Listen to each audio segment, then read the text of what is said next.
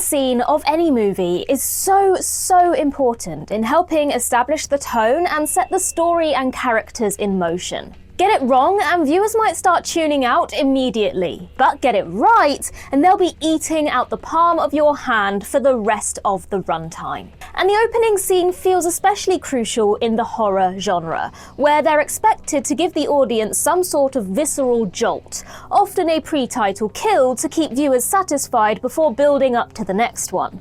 I'm Ellie for What Culture, and let's take a look at the best opening scenes from recent horror movies. Starting with Final Destination Bloodlines. As is custom for the franchise, Final Destination Bloodlines of course opens with a stunningly over-the-top premonition sequence, though this one happens to be set in the far past of 1969, as a young Iris Campbell and her boyfriend Paul attend the grand opening of a high-rise restaurant tower. After a young boy throws a coin off the top of the observation deck, a chain reaction is triggered, which causes the restaurant's glass dance floor to collapse, killing dozens. A fire then breaks out and the tower's structural integrity begins to fail, eventually causing the death of everyone else, including Iris. But rather than pull back out to show Iris averting the disaster with the knowledge of her premonition, we instead leap forward 55 years to the present day, where Iris's granddaughter Stephanie experiences recurring nightmares of the incident.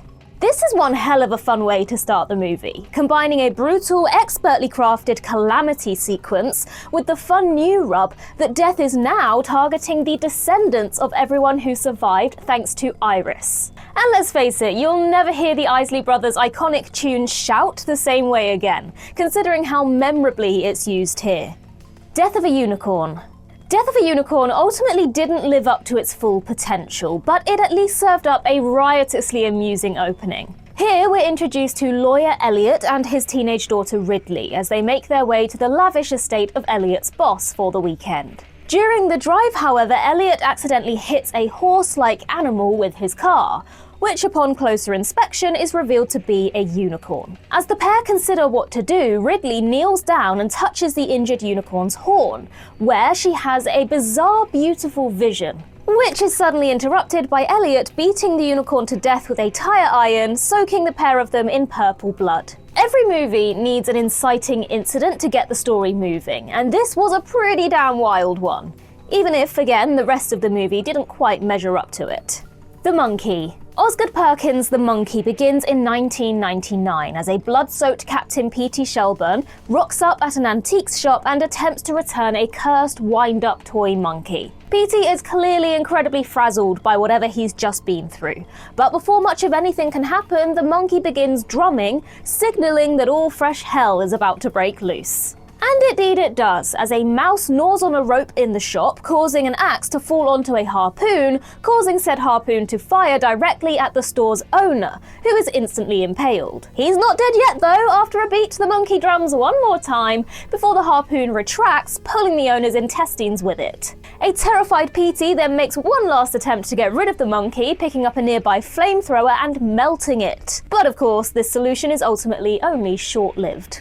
Shelby Oaks. Though Chris Stuckman's long-awaited feature debut Shelby Oaks received wildly mixed notices, a common sentiment among critics and viewers alike was that the opening found footage segment was by far the most effective part. The film begins as a faux documentary detailing the disappearance of 4 paranormal investigators, and while 3 of their bodies are eventually found, Riley Brennan remains missing as her sister Mia continues to search for her. This engrossing 15-minute opening impressively captures the aesthetic of an actual true crime documentary, melding contemporary interviews with Mia with grainy footage of Riley and her friends investigating various phenomena. The faux doc portion of Shelby Oaks abruptly ends when a man shows up at Mia's door in the middle of her interview and shoots himself, at which point Stuckman transitions to a more conventional cinematic format for most of the film's remainder. It's a shame that the rest of the movie can't live up to that genuinely chilling, moody opening, and there are surely many who wish that Stuckman maintained the faux doc found footage style for the film's entirety. Bone Lake. Bone Lake is surely the horniest horror movie of the year, but it also gets its horniest, most brutal content out of the way in its first 2 minutes. Think of it as a litmus test for whether you'll enjoy the film or not. The film opens on a nude couple, Brett and Lisa, running through the woods and desperately trying to escape an unseen killer. Brett eventually decides that he's more likely to survive on his own and runs off ahead, only to be shot in the back with an arrow. A distracted Lisa then trips and falls onto a sharp branch, impaling her before a wounded Brett is shot through the testicles with another arrow. And Lisa is finally finished off with one final arrow. We all want new horror films to show us something we haven't seen before, and an ultra close-up shot of an arrow piercing someone's knackers definitely qualifies. The Conjuring Last Rites. The Conjuring Last Rites was a bloated and ultimately underwhelming finale to the Warren story. But it did at least kick off with an effective flashback. The story begins in 1964 as a young Ed and heavily pregnant Lorraine investigate a haunted antique mirror. Lorraine ends up collapsing after looking at the mirror and goes into labor, prompting Ed to frantically drive her to the hospital. Lorraine gives birth, but the baby appears to be stillborn. Yet after Lorraine prays for their daughter to be revived, she is. This is followed by a montage of their daughter, Judy, growing up before we effortlessly transition from the young Warren actors to Patrick Wilson and Vera Farmiga, bringing us forward to 1986 where the rest of the story takes place. This is a prologue that gets a lot right. It fills out the Warrens' backstory in a meaningful way, and rather than rely on awkward digital de-aging for their younger selves, uses actual young actors, with Orion Smith being a mind-boggling dead ringer for Patrick Wilson. VHS Halloween. VHS Halloween was a pretty mixed bag, like most of the recent entries in the horror anthology series. But its frame narrative definitely got things off to the right start. Diet Phantasma is a video documenting a strange experiment that took place in 1982, where the Octagon Company planned to launch a new soda drink called Diet Phantasma. Test subjects are brought in to try the drink before sale, and the vibes alone make it clear that something untoward has been put in the beverage. After the first test subject takes a swig, the electrical equipment in the lab begins to malfunction and the participant suddenly finds themselves bleeding from the eyes. After a beat, the can then manifests tendrils and violently attaches itself to the subject's face, shoving the can into their skull with such force that it eventually kills them. If nothing else, this was one hell of a bonkers opening kill, and easily one of the best in the entire anthology. 28 years later.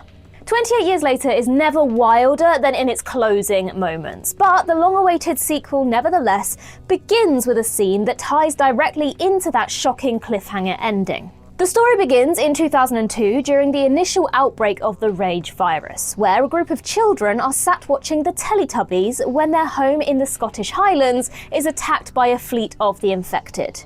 Danny Boyle holds absolutely nothing back here. It's implied that all but one of the kids are torn apart by the infected, leaving only young Jimmy alive as he flees to a nearby church. There, his father, a minister, fails to offer Jimmy much comfort, believing that the Rage virus has foretold the day of judgment and that it's all part of God's plan. After Jimmy's father gives him a cross necklace, he hides as the infected invade the church and quickly turn his father. Once the coast is clear, Jimmy flees the church by himself. We don't see Jimmy again until the very end of the movie, where he's played in now adult form by Jack O'Connell. But it instantly confirms that Boyle has lost none of his knack for viscerally intense horror filmmaking. Oddity. Damien McCarthy's Oddity provides powerful proof that you can craft an effective, eerie horror film without constant jump scares, tons of gore, or much of a budget. The opening scene takes place in the new home of Danny and her psychiatrist husband, Ted. Danny is renovating the house late at night on her own when she's visited by one of Ted's former patients, who warns her that a stranger has infiltrated her home while she wasn't looking. Danny is naturally alarmed by the unexpected presence of this mentally unwell man, though he claims he only wants to come in and check that nobody is hiding in her house.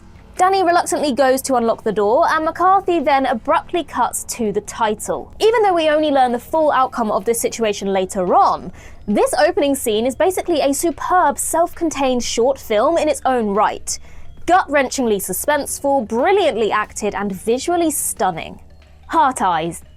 Rom-com slasher Heart Eyes certainly begins as it means to go on, with a quartet of gnarly kills that so perfectly establish the film's darkly comedic tone. We open on a man, Patrick, proposing to his partner on Valentine's Day, all while their photographer watches from a distance. After a few moments, however, the photographer is stabbed through his camera lens with a huge machete by the Heart Eyes killer, before Heart Eyes turns their attention to the couple. Here, Patrick gets shot through the head with an arrow, like Cupid, do you get it?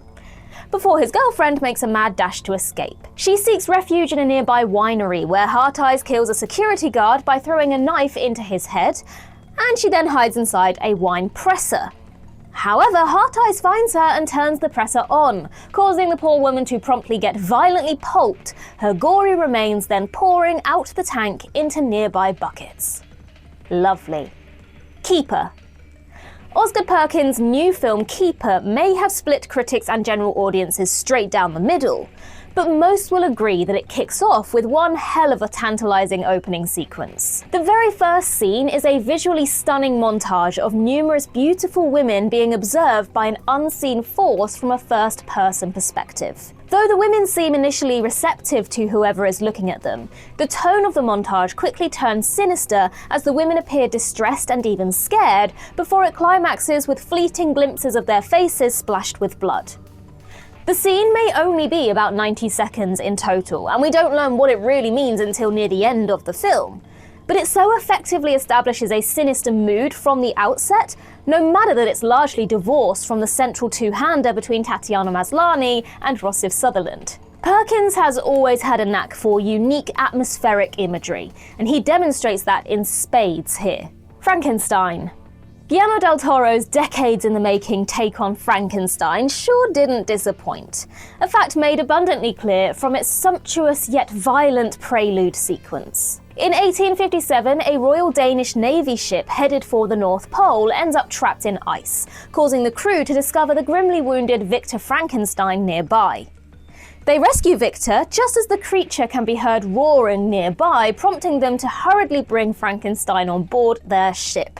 The creature continues to pursue, prompting the naval officers to open fire upon him, which of course only angers him. The creature responds by brutally dispensing with a number of the crew members, throwing them around like ragdolls and snapping them in half, before clambering aboard and demanding that Victor be brought to him. As the creature continues to lay waste to the crew, the captain finally shoots him overboard with a blunderbuss, and then shoots out the ice beneath him to send him to an apparent watery grave. At this point, we return to Victor, who begins to recount every sorry circumstance which led him to this moment. If you somehow needed convincing that Del Toro was giving this everything he had, the prelude sure as hell did it. The Long Walk. The recent adaptation of Stephen King's magnificent dystopian novel, The Long Walk, does an outstanding job of outlining the stakes in its first few minutes. The first thing we see is the text from a typed letter to protagonist Ray, informing him that he's been selected to participate in the titular competitive walk to the death. The letter quickly confirms the dire economic condition of the United States before a radio broadcast can be heard discussing a recent war which has devastated the country.